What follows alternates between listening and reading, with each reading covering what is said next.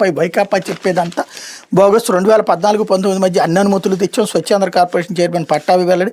భోగాపురం అంతర్జాతీయ విమానాశ్రయ నిర్మాణానికి అనుమతులని 2014-19 మధ్య తెలుగుదేశం ప్రభుత్వం సాధించిందని స్వచ్ఛాంధ్ర కార్పొరేషన్ చైర్మన్ పట్టాభి తెలిపారు. మంగళగిరిలోని పార్టీ కార్యాలయంలో మంగళవారం పవర్ పాయింట్ ప్రజెంటేషన్ ద్వారా అప్పట్లో విమానాశ్రయ నిర్మాణానికి జారీ చేసిన ఉత్తర్వులు కేంద్ర అనుమతులు వివరించారు.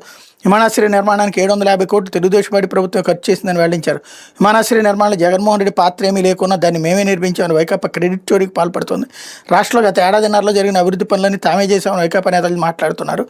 విశాఖపట్నంలో విమానాశ్రయం సరిపోదంటే జగన్ చేసిన పర్యటనలు వాళ్ళకి గుర్తులేవు. విమానాశ్రయ భూములు 500 ఎకరాలు తన రియల్ ఎస్టేట్ వ్యాపారం కోసం కొట్టేసింది జగన్మోహన్ రెడ్డి. ఆ భూమిని తిరిగి విమానాశ్రయ నిర్మాణానికి కేటాయిస్తూ సీఎం చంద్రబాబు నిర్ణయం తీసుకున్నారని పేర్కొన్నారన్నటువంటి వార్తని హైలైట్ చేశారు. జనాలందరూ కళ్ళెదుటిగా చూశారు. 14-19లో అనుమతులు వస్తే 15,000 ఎకరాల్లో ఉండాలి కదా ఎయిర్పోర్టు. మరి 2,500 ఎకరాల్లోనే ఎందుకుంది? 15,000 ఎకరాలకి మనకే అక్కడ ఉన్నటువంటిది పైన ఉన్నది అశోక్ గజపతిరాజు. 19 దాకా ఎందుకు పెట్టింది? 5 ఏళ్ళు ఎందుకు పెట్టింది అక్కడ ఎయిర్పోర్ట్ పెట్టడానికి? అది కూడా ఎందుకని శంకుస్థాపన 2019లో చేసుకొచ్చారు. 2019 ఫిబ్రవరిలోనేమో చేసుకొచ్చారు. అంటే ఈ ఎన్నికల్లో దిగిపోయే ముందు చేసుకొచ్చారు. అప్పుడు ప్రజలకి నిజం చెప్తున్నామా అబద్ధం చెప్తున్నామా? ఒకటి ఆలోచన చంద్రబాబు గారిది, ఆచరణలో పెట్టింది జగన్మోహన్ రెడ్డి.